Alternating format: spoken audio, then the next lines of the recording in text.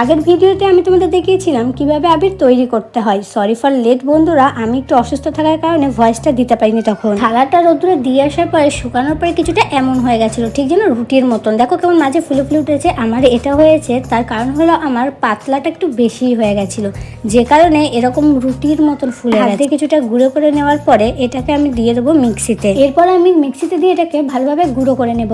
আমাকে এটা গুঁড়ো করতে অনেকক্ষণ ধরে আমাকে মিক্সিটা চালু করতে হচ্ছে। প্রথমে তো বালির মতন হলো, তারপরে এরকম মিহি মতো গুঁড়ো করতে গিয়ে মানে অনেক টাইম লেগেছে।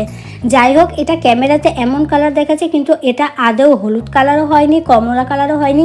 জানি না ভগবান এটা কী কালার বানিয়েছে, বাট ঠিক আছে, একটু ডিফারেন্ট কালার হয়েছিল কিছু। তো আমি এটাতেই খুশি যে আমি বানাতে পেরেছি। আবির তো আমি বানিয়ে ফেলেছি, অল্প হলেও আমি ভীষণ খুশি। আর আমার মুখটা আগে থেকেই লালচে ভাব হয়ে রয়েছে, কারণ একটা হোলি স্পেশাল শ্যুট ছিল আমার, আর সেটার মধ্যে কিছুটা কালার ছিল, যে কারণে আমার মুখটা কালার হয়ে গেছে। তোমরাও এই হ্যাকটা ট্রাই করতে পারো, চ্যানেলটিকে সাবস্ক্রাইব করে দিও।